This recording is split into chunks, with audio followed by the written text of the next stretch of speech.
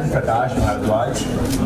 इन दोनों से बात शुरू करने से पहले मैं बता देता हूँ कि रोज दुनिया में 80 लाख लोग सुबह उठते हैं और जानना चाहते हैं कि सना सुल्तान ने अपने इंस्टाग्राम पर क्या डाला, और रोज 20 लाख लोग नहीं 20 लाख लोग ये सोचते हैं कि आज प्रकाश भारद्वाज किससे बातचीत करने जा रहे हैं।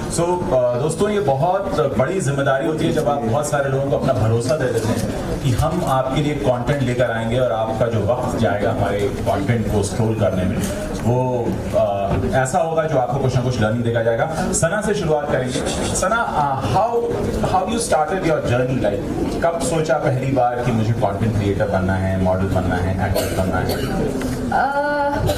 खैर, सबसे पहले तो शुक्रिया। I am really fortunate that I am here as a speaker today, thanks to you and the team. मुझे लगता है कि आपको अपनी स्टोरी बोलने में नदामत महसूस नहीं करनी चाहिए, तो मैं खुल के बोलूँगी कि मैंने एक्चुअली स्टार्ट कैसे किया था। मेरी कॉलेज में मुझे बहुत बुली किया जाता था और मेरी एक सीनियर थी, मुझे फैशन शो में बड़ा पार्टिसिपेट करने का मन हो रहा था। I was like I want to participate in fashion show. I went for an audition and she just told me on my face, you know what Sana Sultan, sorry you are not fit for it. Like why, मुझ में क्या मसला है, आई want to participate. या कम से no. I went home, I looked into the mirror and I am like यार क्या इतनी बुरी हुई, क्यों पार्टिसिपेट करने नहीं दे रही। Next day again went, I am like listen I want to participate, that's one of my favourite colleges, let me allow to participate. She said no. पता नहीं मेरे जहन में क्या है, मेरी एक आदत है जब मैं कुछ चैलेंज के तौर पे लेती हूँ ना तो फिर वो मुझे मुकम्मल करना है। ऐसा जहाँ पे मुझे पार्टिसिपेट करने नहीं दे रही है ना, कसम से बोलूँ एक दिन वहाँ पे जज बन के आऊंगी। She like we will see, ऐसा वी विल सी। वो हुआ। फिर उसके बाद आपका भी शुक्रिया अदा करना चाहूंगी क्योंकि तब आप और श्वेता जी, आप लोग अली बाबा के साथ एसोसिएटेड थे, तो मेरे जहन में आया कि कुछ बड़ा करना चाहिए। मैंने पार्टिसिपेट किया अली बाबा के एक ब्यूटी पेजेंट में, और वो ब्यूटी पेजेंट में मैंने जीता। It was a personality pageant and I was featured on New York Times Square billboard. Imagine, मुझे पार्टिसिपेट करने नहीं दिया जा रहा है कॉलेज फेस्ट में। यहाँ पे खुदा की करामत थी कि मैं वहाँ पार्टिसिपेट की, मैं जीत गई। और फिर क्या हुआ, वही कॉलेज जहाँ पार्टिसिपेट करने नहीं थी वहाँ पर गई, जज के तौर पर बैठी, इंस्टाग्राम पे फोटो डाला, कैप्शन डाला, slap on some peoples face and dude I made it.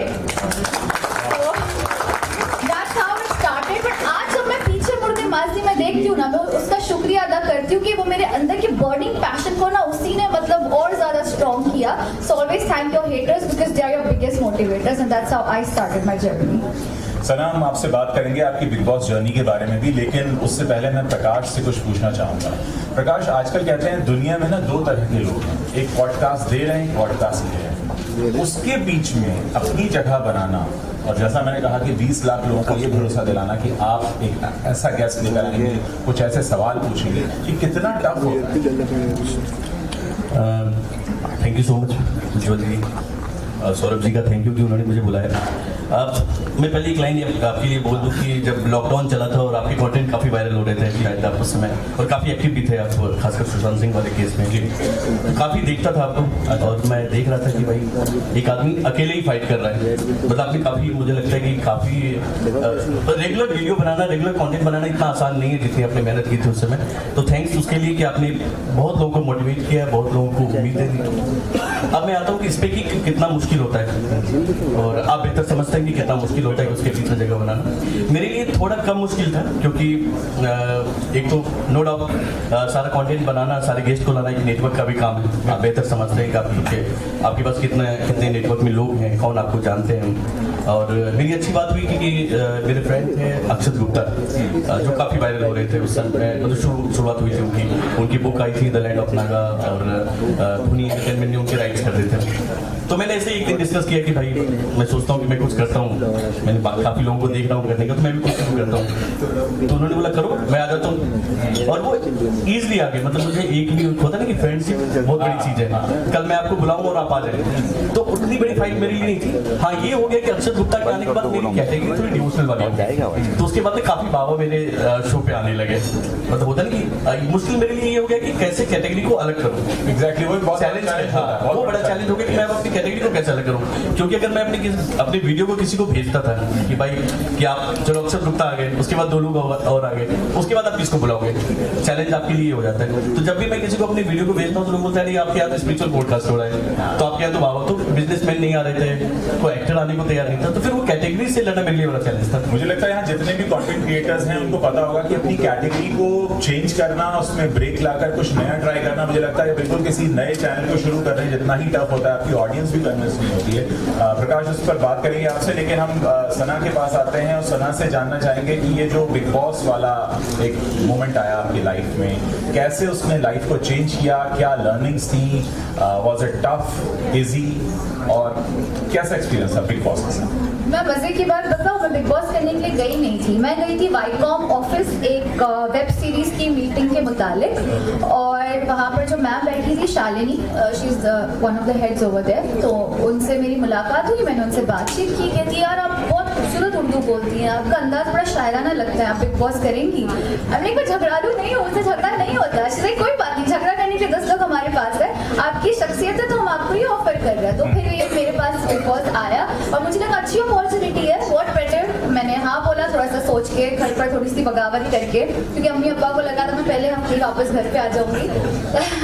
फिर डिफिकल्ट था इनिशियली, बिकॉज अगर आप सुनोगे तो आपको पता है मेरा जो लहजा है बात करने का, मैं उर्दू बोलती हूँ। तो इनिशियली फर्स्ट वीक में लोगों को थोड़ी सी फेक लग रही थी, क्योंकि एक ऐसी लड़की जो कपड़े, जिसका पहनावा मॉडर्न है, उसकी जुबान उर्दू है, ये कैसे मुमकिन है? थोड़ा सा मुख्तलिफ है ना, ये थोड़ा सा रह रहा है। अब लोगों की जगह मैं भी होती तो शायद मैं भी ऐसे सोचती कि शायद लड़की है फेक, लेकिन जैसे जैसे दिन गुजरे, हफ्ते 2 हफ्ते, आई वाज देयर माशाल्लाह फॉर गुड 47 डेज, जबकि मैंने इतना तवक्को नहीं किया था।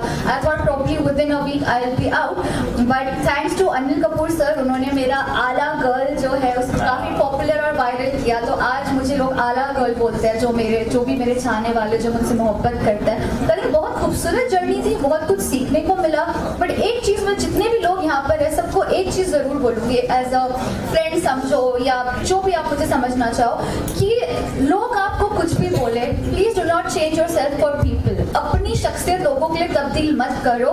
You be you, the world will adjust. Believe in yourself and I swear people will believe in you. That's my takeaway from Bigg Boss and life. Thank you sir. Thank you Sana, thank you Prakash, आपने इतना experience हमारे साथ चलता है और आप उसमें believe करते हो और आप फिर अगले कंटेंट के लिए जा रहे हो। वो क्या है जो आपको मोटिवेट करता है? क्योंकि एज अ कंटेंट क्रिएटर हम सब जानते हैं कई बार हमारे बहुत अच्छे कंटेंट वर्क नहीं करते, वो क्या है जो आपको मोटिवेट करता है रोज? अब इसका सबसे अच्छा एग्जांपल देता हूँ कि मैंने भी क्लास पॉडकास्ट किया था और एक काफ़ी पॉलिटिकल पर्सन थे, उनका पॉडकास्ट किया और मुझे लगा कि ये वाला तो ऐसा चलेगा कि अब सब्सक्राइबर वगैरह बढ़ने वाले हैं, कुछ रेवेन्यू पैसे भी आ जाएंगे अपने अकाउंट में ठीक ठाक, और उस पर 4000 व्यू आने में भी फाइट हो गई थी अपनी। तो अब ये बड़ा चैलेंज था और उसमें मैं खुद को भी, मैं पहली बार अपने पॉडकास्ट को पूरा देख रहा था। होता नहीं कि आप बोलते बोलते देखते देखते बोर हो चुके होते, आप अपने आप को कितना देखोगे, बट वो लगा कि इस बार मैंने कुछ कमाल कर दिया, नहीं चला। लेकिन फॉर्मेट की दिक्कत ये है कि अगर आप फुल कंटेंट नहीं चल रहा है, मैंने उसके रील्स बनाए, शॉर्ट बनाए और 3 महीने के बाद एक शॉर्ट कम से कम 20 मिलियन गया। मैंने देखा आपका इंस्टाग्राम ज्यादा पॉपुलर है, क्योंकि मैं भी इंस्टाग्राम पर आपको कंज्यूम करता हूँ, 2.1 मिलियन टाइप कुछ। दूसरा, एक रेवेन्यू जब नीचे जाता है तो फिर क्या होता है दिल में? क्योंकि जब आप अपने कंटेंट को नीचे जाता हुआ देखते हैं, कैसे आप उसको सस्टेन कर पाते हैं? देखिए, अब इसमें एक तो सबसे बड़ी दिक्कत क्या है कि अगर रेवेन्यू नीचे जा रहा है तो नो डाउट आपकी डिपेंडेंसी उस रेवेन्यू पे है, कहीं ना कहीं उस कोलैबोरेशन पे है, ब्रांड की कोलैबोरेशन से हो या यूट्यूब के रेवेन्यू से आपकी डिपेंडेंसी हो जाती है। अब वहाँ हालत तो खराब होती है कि लगता है नेक्स्ट मंथ नहीं बना पाएंगे, अब खत्म करते हैं, कुछ और करते हैं ट्राई, बट होता है चमत्कार हो जाता है, नेक्स्ट मंथ कोई ना कोई कंटेंट वायरल हो जाता है, पहली चीज। दूसरी चीज, क्या आप पूरे डिपेंडेंट हैं उस कंटेंट पे? अगर आपकी डिपेंडेंसी कंप्लीट उसी कंटेंट पे यूट्यूब रेवेन्यू से है तो शायद दिक्कत तो होगी, मुश्किल है कि आप उसको कंटिन्यू कर पाए। लेकिन अगर आप कहीं ना कहीं कोलैब करते हैं किसी न किसी के साथ में, वो ब्रांड कोलैबोरेशन हो या फिर पॉडकास्ट में भी कोलैबोरेशन अगर आप कर पा रहे हैं तो शायद इतना बड़ा चैलेंज नहीं होगा आपके लिए। सना, एक सवाल आपसे पूछूंगा, आपने एक अपना मकाम बना लिया, आप एक जगह पर हैं, नाउ व्हाट इज नेक्स्ट? क्या है जो आप नेक्स्ट एम कर रहे हो? Sir, always believe upgrade is the key to success. एक ही चीज़ करोगे और एक्सपेक्ट करोगे कि मैं नया रिजल्ट पाऊँ तो ये नामुमकिन है। सो अभी जो मेरा तवज्जो है, it's more on being a performer. अब मेरी खुद की आवाज़ में मैं गाना लेके आ रही हूँ। एक्टिंग तो अब माशाल्लाह मैंने ऑलमोस्ट 33 म्यूजिक वीडियोस में किया, but as I said I want to upgrade. गाना लेकर आ रही हूँ। पहला जो गाना मैं गा रही हूँ उसी का नाम आला गर्ल है, तो it's like again a slap, so it's coming soon. Thank you so much. शुक्रिया, बहुत शुक्रिया। कोई इंटरव्यू करना चाहता है एक दूसरे का, बहुत आसान कहीं ना कहीं प्लेटफॉर्म तैयार हो चुका है। एक पॉडकास्ट आप चैनल चलाते हैं तो किन बातों का ध्यान रखते हैं कि किस तरह के सवाल होने चाहिए जिससे मेरी जो ऑडियंस है मुझे बहुत आसानी से कनेक्ट कर सके? इसके लिए किस तरह से होमवर्क करना पड़ता है, डेली बेसिस पे करना पड़ता है कि इंस्टेंट हो जाता है आपसे? कंटेंट के बारे में तो एक चीज़ बताऊंगा कि पहले तो आपकी ऑडियंस जो है वो किस सिटी से है। अगर आपने उसके डेमोग्राफी को देखा होगा कि कहाँ से वो आती है, वो 2 टियर सिटी से, 3 टियर सिटी से, अगर आपने इसको फिल्टर कर लिया तो कंटेंट बनाना आसान है। कारण ये कि मैंने वो इंटेलेक्चुअल कंटेंट बनाया और उसको देखने वाले लोग एक ऐसे शहर से आ रहे हैं जहाँ पे मतलब लोग रोजमर्रा वाले लोग हैं, सिक्योरिटी गार्ड हैं या फिर ऐसे लोग हैं जिनको इनसे मतलब इनका लेना देना नहीं, इंटेलेक्चुअल को एंटरटेनमेंट चाहिए, तो वो कंटेंट चलना नहीं है। दूसरा चैलेंज ये आता है कि एक ही तरह के कंटेंट को बना के बार बार ना आप अगर आप यूट्यूब से वाकिफ होंगे तो धीरे धीरे उनके एल्गोरिदम में फर्क पड़ने लगता है कि आपकी कंटेंट पे उतना ट्रैफिक आता नहीं है। ठीक है, तो चैलेंज ये सबसे बड़ा है अपने पास कंटेंट में। अब रही बात की कि आपकी सहजता की और वर्कशॉप की, जो आप बोलते हैं कि डेली वर्क करते हैं कि नहीं, ये आ जाती है चीजें धीरे धीरे आपके अंदर। आपको बहुत ज्यादा वर्क करने की जरूरत नहीं होती है। प्लस आप जब देखते हैं वीडियो, जब भी आप शुरुआत करते हैं तो कभी ना कभी कुछ रेफरेंस के लिए वीडियो देखते हैं। जैसा मैंने बताया कि उज्ज्वल जी का वीडियो देख रहा था या जैसे और भी पॉडकास्टर हैं उनका वीडियो देखते हैं, तो आपको बातें समझ में आ जाती है कि इस गेस्ट से क्या पूछना है, क्या नहीं पूछना चाहिए, तो ये बात धीरे धीरे ठीक सेट हो जाती है आपके साथ। जी सर। इस जर्नी को आप जब पलट के देखती हैं तो आज क्या महसूस करती हैं? सर मैं कसम से कह रही हूँ, मुझे लगता है अगर मैं बिग बॉस नहीं करती तो बहुत रिग्रेट करती, क्योंकि शो में जाने से पहले मैंने बिग बॉस के हवाले से तरह तरह की बातें सुनी थी कि कंट्रोवर्शियल शो है, और मुझे जैसी लड़की में कंट्रोवर्सी से दूर रहना पसंद करती हूँ, काफ़ी सादा हूँ मैं उस तरीके से, तो मैं थोड़ा सा यार करूँ नहीं करूँ, बट अब जब मैं मुड़ के देखती हूँ सर मुझे लगता है सबसे लेसन लेने वाला एक्सपीरियंस था, because it help me become a better human, it taught me lot of things. खाने की कदर हुई मुझे, वहाँ पर हमें खाना नहीं मिलता था 3 दिन, और वहाँ पर भी मुझे लोगों ने बोला फ्लॉप पिक्चर की हीरोइन, मैं नाम नहीं लूंगी, मैं किसी की पर्सनैलिटी का पीर भी नहीं हूँ, काफ़ी चीज़ें मेरे बारे में बोली गई वहाँ पर, लेकिन अगेन मैं फिर भी उनको शुक्रिया करती हूँ क्योंकि अगेन उन्होंने मेरे अंदर के बर्निंग पैशन को जगाया। तो I think it's a great experience, great journey, और जो मुझे आला गर्ल का खिताब मिला है उसके लिए मैं शायरी बोलकर ये खत्म करना चाहूँगी कि सिर्फ आला आला बोलती है बोलकर मुझे बदनाम कर दिया, मैंने वही आला लफ्ज उठाकर अपना नाम कर दिया। आला गर्ल इन द हाउस।